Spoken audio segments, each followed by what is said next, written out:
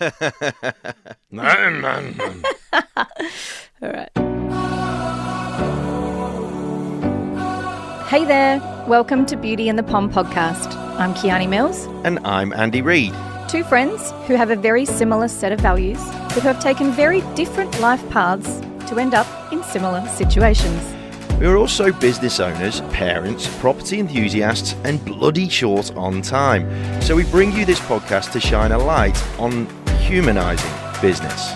Because look, let's face it, business is life, and life is business.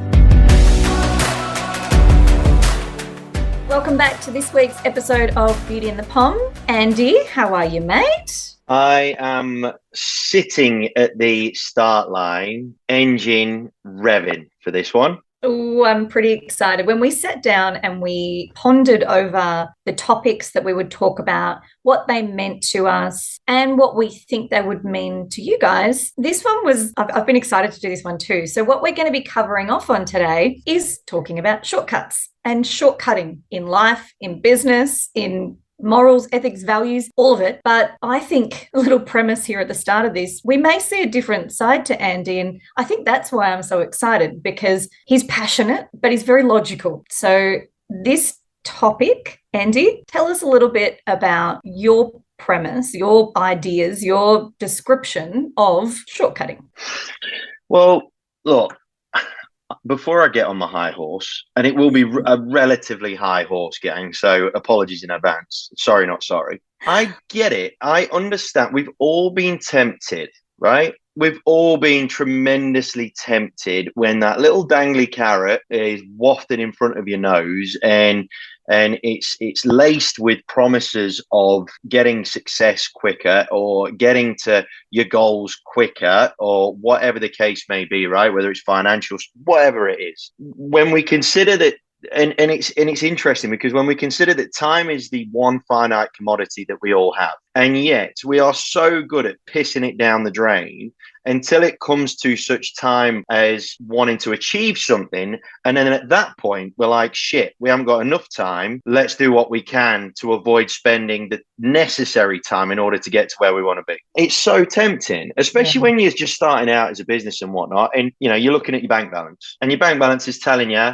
look, that is a good idea because it's going to give you a short-term win. It's going to give you short-term dollars in the short term. You know, you've got family, kids, mortgage, you know, all those life pressures, and it's totally understandable. So before anybody starts to take any sort of offense as to where I'm going to go with this, I want to preface it by saying it's not like I haven't been there. It's not like I haven't done it. Yeah, I think we both But have. but I tell you what, Kiani, I bet the house that when you've taken a shortcut, you've fucking well regretted it.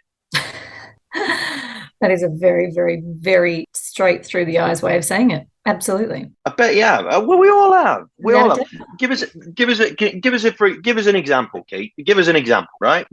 Give us an easy example as to an example of you taking a shortcut where you've gone, oh shit. God, where do I start? You're right, especially in the early days, like little things, especially in my industry. We were once upon a time paper-based and we had checks that we had to deal with. And being in a rush after finishing settlements and wanting to get back to the office and send out letters and post out checks and X, Y, and Z, wanting to get it done by 5 o'clock so that we could get to the post office on time and get home on time, sometimes I wouldn't copy the checks. And then when those checks go missing, you know, it's a simple photograph. It takes 5 seconds. It literally stands at the photocopier and photocopy it. And it didn't happen very often, but it did happen. And it was purely because I was like, where's my priority going to be? It's not going to be here right now. And that's a pretty lame example. But if we're talking about little ones, then yeah, absolutely.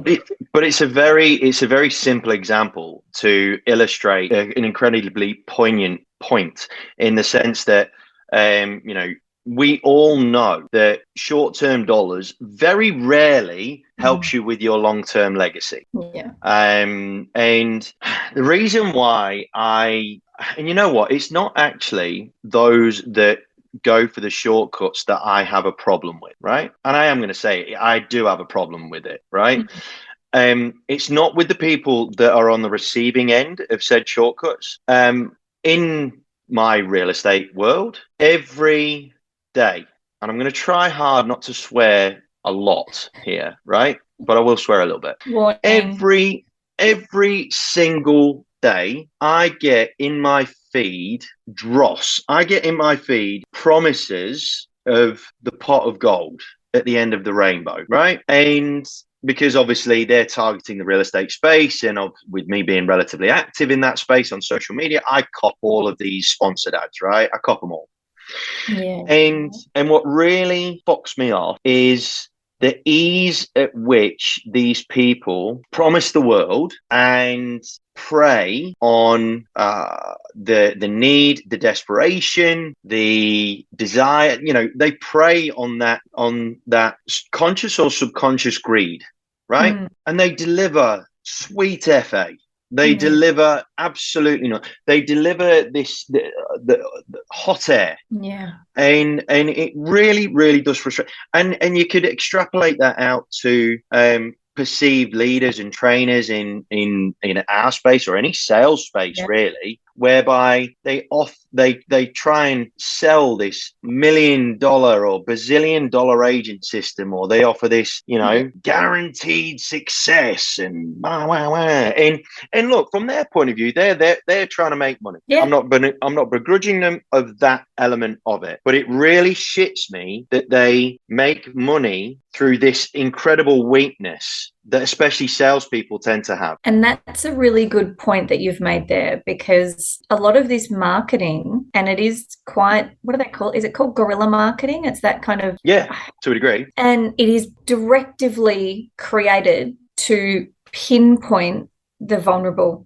It's to get into that little crack that you may have in your little armor that's like, oh, insecure or self-conscious, or you're right, checking a bank balance or being a little bit nervous or whatever it might be. They're finding those little nuances of insecurities in those vulnerable people to try and fill a gap within them with this magical system and this magical service that only costs $10,000 and all those kind of things.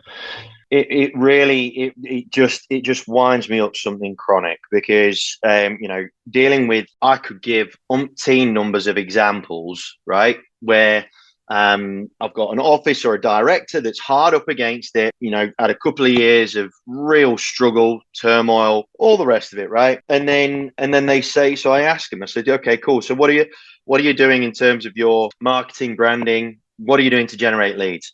Oh, well, I've paid this lead generation service. And I'm like, okay. And what are you getting? Oh, how many leads are you getting? So I'm not asking them about the money yet, right? I'm asking, how many leads are you getting? Oh, we're getting a couple, and, we're getting a few, and getting some marketing. But all right. And how many of them have converted? Okay. So none have converted. All right. How much are you paying for this? And like minimum, we're talking minimum, like $3,500 here, $5,500 a month there.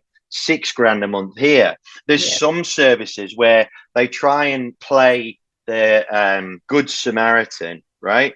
But then in the fine print of their contract, real shifty bastards, right? In the fine print of their contract, they will say, any lead that we register on your behalf, we will have basically a financial right to any transaction that takes place on that lead for like 2 years or 4 years. Or, words to that effect. An agency getting stung left, right, and centre. Yeah, we actually had a company who, similar. And look, guys, what we're talking about right now is those lead generation resources out there. And there's so many of them, where they promise you a certain number of leads, you pay a fee to get those leads, and then it's up to you to convert them. So they do say guaranteed. They really do. They say leads that are guaranteed. So I actually went through this experience last week with my business partner in another business, and he was investigating Google AdWords, he was investigating lead generation, all those kinds of things. And one that stood out for him the most, he said, oh, look, what do you think about it? So I had a bit of a read through it, and they didn't even hide it in the fine print. They were straight up. It was going to be $1,500 a month to go onto the platform for the privilege of them sending us leads. Then once we converted a lead, they wanted 15% of our invoice paid to them. And then they got exclusive rights. I think theirs was 18 months after. And I went, are you kidding me? Number one, 15% on an invoice is relatively high when you're already paying them $1,500 a month to be on their platform. how you don't know how long it's going to take to get a client. And then the life cycle of that client, especially for us, if it's an investor, they might buy multiple properties and that's 15% even ongoing. And I went, wow, that's, to me, that's unreasonable. To me, and this is the practical side of my brain that ticks out, is every business owner needs to sit down and do the formula and figure out how much would you pay for a client. So to be able to do that, you need to figure out what's the cost of goods per sale. So what are your outgoings? Say, for instance, your fees are flat fee of $10,000. If it costs you $5,000 in, staff, employees, wages, software, services, whatever it might be, $5,000 of that instantly gets paid out. You've got profit of $5,000. So of that $5,000, how much are you willing to pay and outlay to get a client? And that's what you got to figure out, because in this instance, 15% of $10,000 is $1,500. And when we're left with $5,000 and we're already paying them $1,500 a month, if we've only got one lead, that's $3,000 for one client. And in my mind, that's way too much. I would not pay that for one client. So it's relative in each business, but you've got to be considerate of where's your bottom line sit, because as we said, that's an absolute ripoff. We've got to do it. We've got to take this in two parts, right? So at the end of the day, these lead gen organizations, they're running a business. They're preying on a weakness in terms of, and that weakness could be insecurity, could also be damn laziness as well, right? I want to make a natural born salesperson. Okay. I don't want to put in the effort. I just want to make money, and I don't want to put that much effort into doing it, right? And so we need to take this into two parts, in the sense of, one, you're absolutely right, Key, the practicality of understanding what your cost of goods are, what your cost per sale is. And again, this is a conversation that I have week to week, where there is not an understanding. They understand, salespeople will understand what their average commission is, but they don't understand what their net profit is.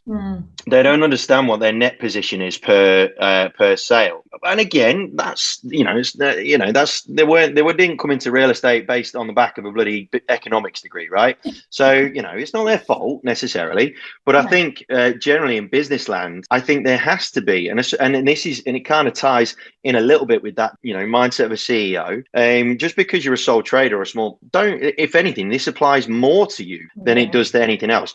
Generally, if you have a much higher volume of transactions, then you can, forego a little bit of inaccuracy here or there, right? But when you are dealing with maybe one transaction a month or two transactions a week, then that margin for error becomes really thin, because you make a mistake on your costs. And we're talking, so for example, in Kiani's example just then, we're talking 60% of your profit gone, and then that's before you want to do any other marketing or branding or whatever the case may be, any other sort of business, BDM stuff, business growth stuff. So it really does shit me about this whole, But then I guess you could tie it into not the way that society is run nowadays, Kiani, but the way that we're being conditioned to want everything yesterday, right? Oh my God. Now that grinds my gears so badly. Can you tell, gang, who's more eloquent and which one isn't? Because I'm pretty sure, just as a little FYI, gang, there's a reason why it's called Beauty and the Pom. Because one's a little bit more blunt than the other, right? One's a bit more diplomatically correct, and I'm pretty sure we both know who is likely to be voted in if this was a political thing, right?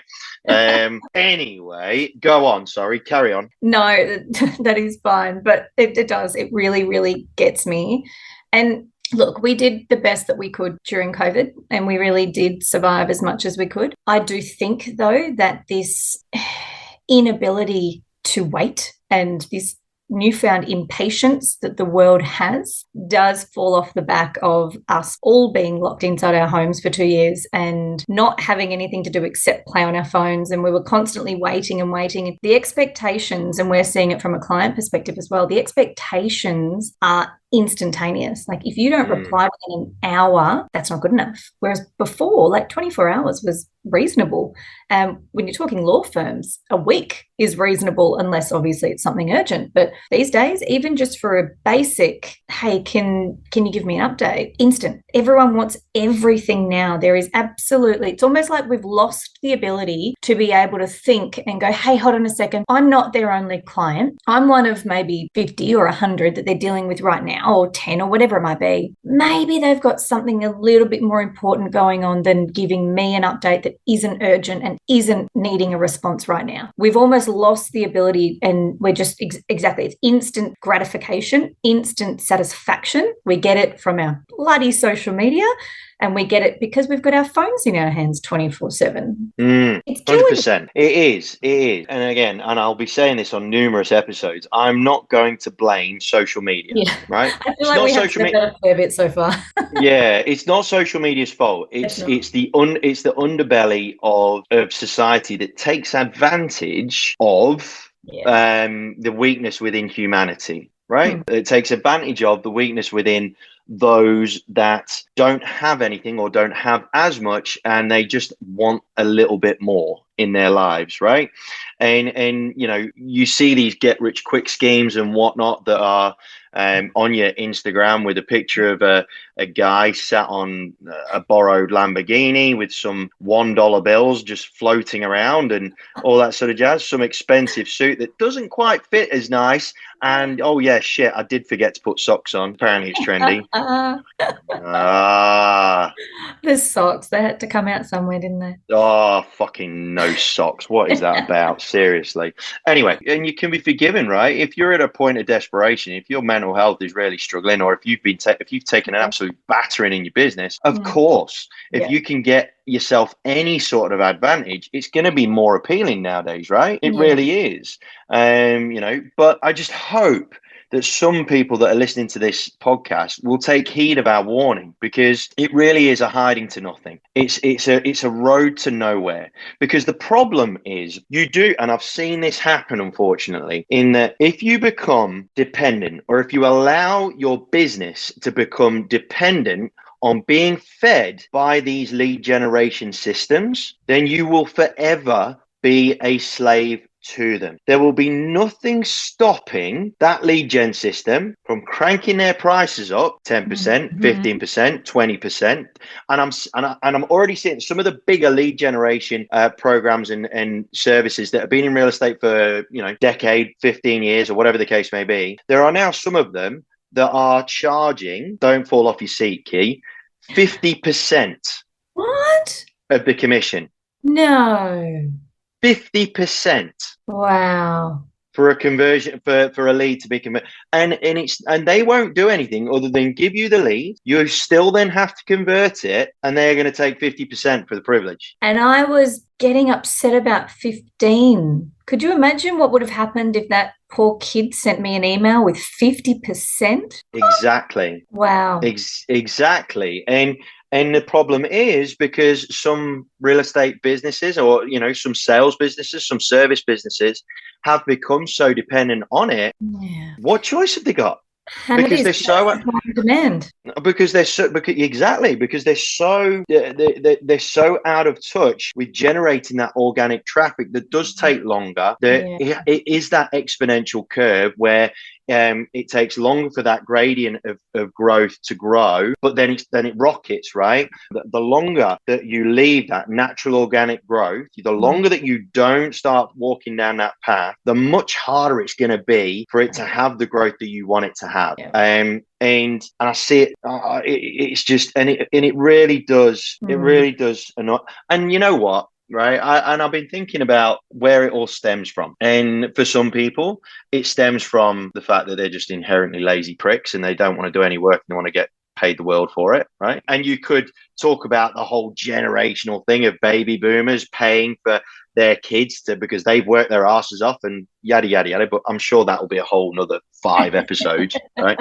But it kind of stems from, it's almost when I was a sales manager in an office, it stems from one of the first questions that any new agent used to ask me. It was one of the very first questions that any new agent asked me.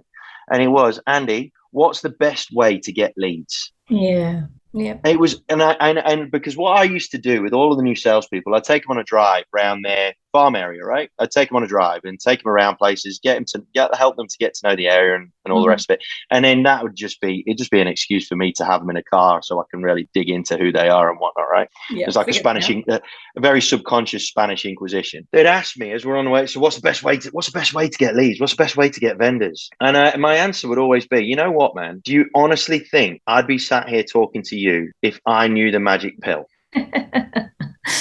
Yeah. Where's the crystal ball? Where are you hiding it? If I had the magic pill, I'd be taking it, and I'd probably be in Barbados or somewhere. You'd be on one of those Lambos, but not borrowed, hey? Exactly. It would be cash, right? Yeah. It would be cash paid for, right? And they get all despondent. I'm like, it has to be a combination of effort. It has to be a combination across multiple elements of your effort in order to all culminate in a level of success brought through by earning the trust of the people that you serve. That's the key. That's the key right there. It's the trust thing, and you can't buy trust. And that's, I guess, where people are trying to find the shortcut through using these kinds of companies. And look, don't get us wrong. They're not all sharks. They're not all terrible. I'm sure there are some good ones out there, but the most honest way to grow a business is by building a trust with our customers, creating raving fans, and building it over time. And there are not numerous networking organizations out there that you can do that online, face to face. There's so many ways that you can grow your business without having to go down the path of selling your soul to the devil, and successful ways. Andy and I have both grown our businesses through word of mouth. If you are good with people, go and meet people. It's what it is. It's trust. Trust builds trust. You just can't buy it. No dollar amount will allow you to buy that critical. It's like the diamond. You've got to dig down to find that diamond. It's not something that you can just give someone $50 and be like, here you go. Here's a bloody diamond ring that I got out of the vending machine. Oh, totally. I think the easiest way I've explained it to people is think about it this way. If a random suit comes and knocks on your door, are you just going to throw them the keys to your house? Yeah. Of course you're not. Of course you're not. And if you did, you're a nutter, right? You're a Fruit Loop. And this is the other hilarious and not hilarious thing of it, is that most of these leads that people get, if they end up becoming some sort of client, right, they are generally, and when I say generally, I would probably put a small amount of money on it being 100%. They are going to be the biggest pain in the ass known to man. Tell me about it. And they will want a discount. Yep. They will want a bloody discount. They will take 10 times as much or 10 times more of your time than a normal full paying client as well. It's a different breed. And also too, how much time do you spend on the leads that don't convert? Because you get excited, right? You're like, oh yeah, great, this has got to pay for this, and then you almost go too far. You go away from what you've either been taught or not taught. You go away from your focus goes away from growing your business to trying to convert that one lead because you've paid so X amount of dollars for it, and you need to feel like you've got to vindicate your decision to pay X amount of dollars per month for said lead generation system, and you have to. And the problem is, you kind of backed yourself into a corner where you kind of have to in order to vindicate said decision. Absolutely. One thing that I do also want to talk about around this whole topic of shortcutting is the whole thing of fulfillment in our roles and what we do and how we go about it and all that sort of jazz, right? Because Kiani, without trying to sound too airy-fairy, if we're going to start a business, if we're going to grow a business, if we're going to be a salesperson, if we're going to be a leader in our organization for whatever reason, if money's your main motivator, great, wonderful. And in that case, fulfillment in money will not come when you're giving away 60% of your profit to bloody Joe lead generation, right? So this still applies to you money chasers, right? It still applies to you lot. But for a lot of people, job satisfaction is way more significant. Like role satisfaction, the way that we go about our businesses and our lives, the level of fulfillment that we feel can't be ignored. Now, what do you think you're going to get more satisfaction from, gang? A mail order bride, or genuinely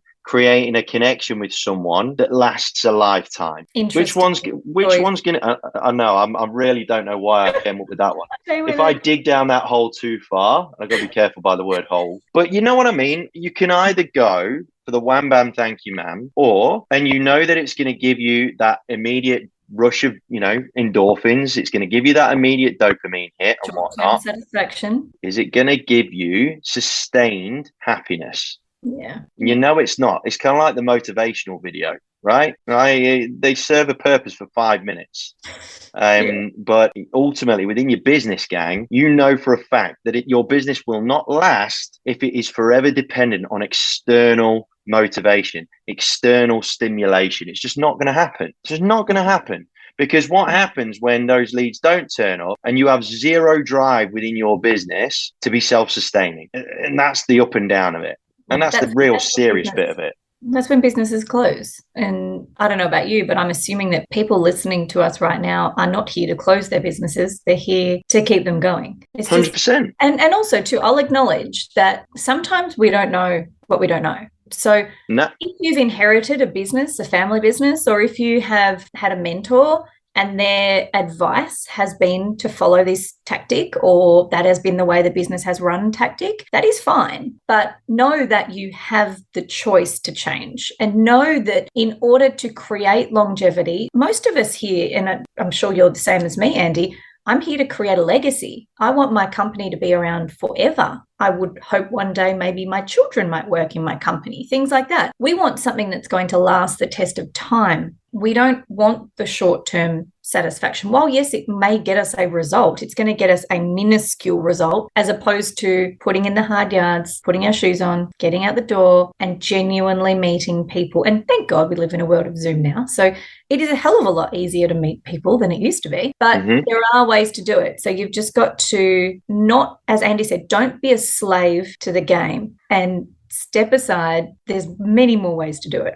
There is. And I think if we were to offer any sort of solution around this, I think having a control over your numbers is incredibly important, because we can all get enamored by top line revenue, and you've really got to have a greater understanding of your profit and loss account in order to be able to make much better decisions. Because like Yanni said, there might be some lead generation programs where because you've got such a good handle on your numbers, you're like, you know what, fuck it. It's worth it giving it a crack for 3 months and seeing how it goes. It's worth the risk. I can afford that risk, and I can afford burning that money. And if it doesn't work out, it doesn't work out, but I'm cool with it. And that sort of segues me into the next thing, because by knowing your numbers, you're going to be able to understand what you can afford to lose. Yeah. Okay. And it's a bit, and all of these lead generation, well, let's face it, let's broaden that out. Any form of marketing, branding, expenditure, any lead generation expenditure system, whatever it is, right? There's all a level of risk with any expenditure of that sort of nature. There's always going to be a gamble, right? Oh. And whenever, when I was young growing up, and the whole thought of gambling came into play, and I was getting taught how to play poker when I was like 7 or something. It was always a case of only gamble what you can afford to lose. Only gamble what you can afford to lose. If you're looking at a lead generation system, we're really bagging that, but if you're looking at any sort of shortcut, right, make damn sure that you can afford for that gamble, for that $5,000 to go down to zero. And it's probably, and I think one of the best examples more recently of people that have not done this is crypto. Sure. It's crypto, right?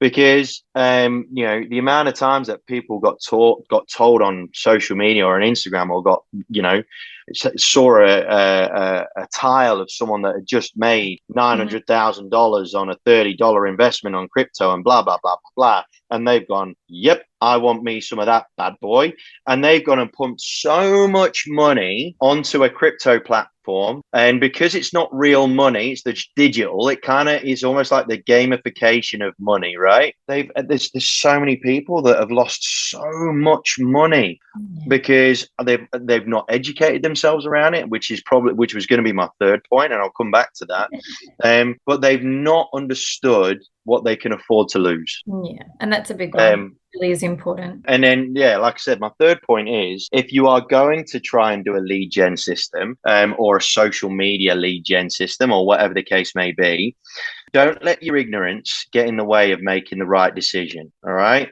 You've got to make sure that I'm not saying that you have to become an expert in Facebook or an expert in social media or Google ads or whatever it is. You don't have to become an expert, but you need to become aware. Yeah. You need Even if you you've need got a to do team your, doing it for you. yeah, Yeah, even if you've got a marketing team doing it for you, still have a basic level of what it is that they're doing so that you, as a business owner, can also make decisions to go, yep, let's do that. No one knows your business better than you do. So, yes, this is their profession. Yes, you pay them to do this, but do your own homework. Absolutely. And there's an easy barometer for that, gang. And it is the moment you look at something and it gives you anxiety. Anxiety is only created by the fear of unknown, right? It's only that chemical reaction in your body. It becomes negative if you don't know why, right? It turns into a positive thing if it turns into anticipation if you get that chemical reaction and you do have an understanding of what could be coming down the track. And that's when it turns into something really, really cool and you get butterflies. And that's really awesome. Yeah. That's the really, really cool one. But the anxiety piece of that is it's brought around by the fact that you don't know what's around the corner. And that's not a good way to run your business. When that comes, that's when you lean into it. Exactly. And that's when you go, right, there's a whole bunch of abbreviations in this, whatever it is that they've sent me. I do not have a Scooby-Doo what any of those abbreviations mean. I best hit Google, right?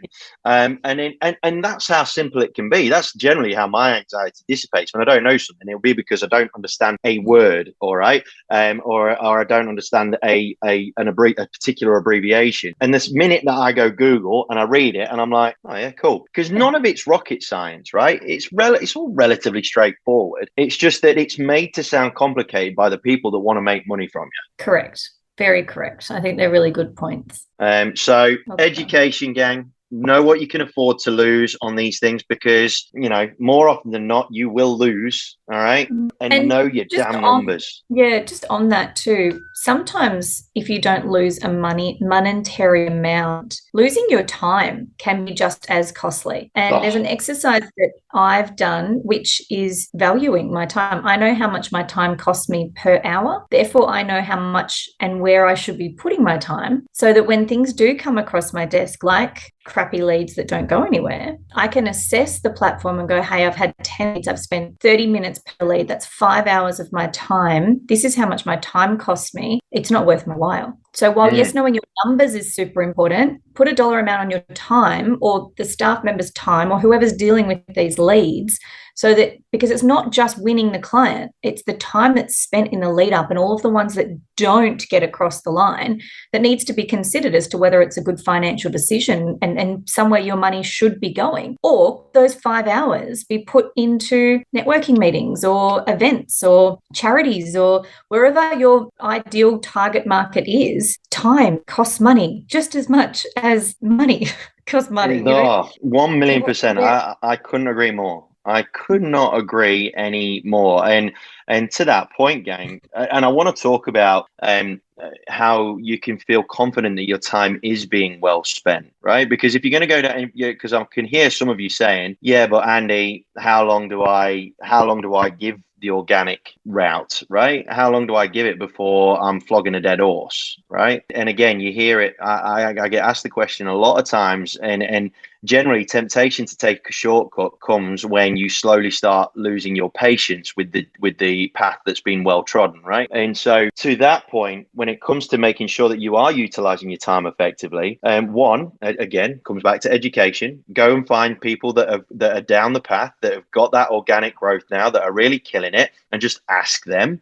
And then from there, because nothing breeds success like success, there's no harm in imitating success, right? But at the same time, once you've sort of got a bit more of an understanding as to where that path, how that path leads you along, make sure that you set yourself mini targets, KPIs that aren't based on the transaction. They are based on the actions that you need to take in order to get you to your transaction, right? Because as long as you can keep yourself on the straight and narrow via those actions, then you can be confident and comfortable in the knowledge and the awareness that you are getting closer towards, I'm not saying, every no gets you to a yes, because that's, for me, that's one of the most madmen bullshit fucking sayings on the planet. I hate being told no. But just give yourself a bit of a structure so that you can at least feel like you're getting closer towards the outcome. And then once you've done that for a little while, if you're still not getting to the outcome, then you need to assess a part of your process. It might be a conversion problem. It might be, so if you're in sales, it might be a presentation problem. If you're not even generating the leads in the first place, maybe you're just looking in the wrong fucking place, right? Yeah. I'm going to jump in with a little spoiler alert for our listeners here that up and coming, there will be 3 episodes that we're going to cover off on specifically around what Andy's talking about right now and introduce some tools that we use successfully in our business to track these. One is the action tracker, making sure we're tracking our actions. Another one is an ideal client exercise or target market. So where do we find these and who are the people that can get us to these clients so that we can hopefully save you a little bit of time in that organic growth phase. And then lastly, we're going to definitely cover off on modeling out the sales pitch and the approach. And it's a rinse and repeat kind of thing. It's like, right, I'm going to try it 5 times, see how I go, refine it, go again, refine it. If you do the same thing over and over and over again and don't get a different result, that is the definition of insanity. You need to constantly be changing your approach and like molding and dancing with it almost so that we can find the right approach that is gentle and is instilling trust, which we spoke about before. But if there is something wrong with getting sales, problem is probably you. So we need to fix the problem. And to do that, we need to assess what we're doing. So yes, absolutely. That's my little piece. So hopefully people listen further to get these nuggets of gold from us. I can't wait for that networking one. I feel that I'm all right at it, but geez, the apprentice has got to tip the cap to the master, and Kiani's got some absolute diamond stuff around that. But gang, I think to end on this, I think the probably the easiest analogy I'll steal from Gary V. Now, some people like Gary Vaynerchuk, some people hate him, some people don't have a Scooby-Doo who he is, right? And there's some stuff that he goes on about that I don't necessarily agree with. But there's one thing that when he talks about all this lead gen shortcutting nonsense, I think it really, really does sing true. When he says that people are so focused on fixing the tap when the problem sits in the well, right? Mm-hmm. People are so focused on fixing the tap when it comes to their leads and their revenue and whatnot, when they really need to fix the well. And that essentially is what we're alluding to here, gang. The tap can only get you so far, but it kind of needs something to really provide it with whatever it is you want to gain, right? So, and we're not saying look at yourself, it's all your fault, team, but I think we perhaps do need to reflect on ourselves a little bit more. And then the other thing is, if you go about this in a more organic way, you've got a much higher probability of creating a degree of success that is genuinely and true to who you are. And that's where fulfillment lies. I was going to say the exact same thing. That is fulfillment. That is without a doubt fulfillment.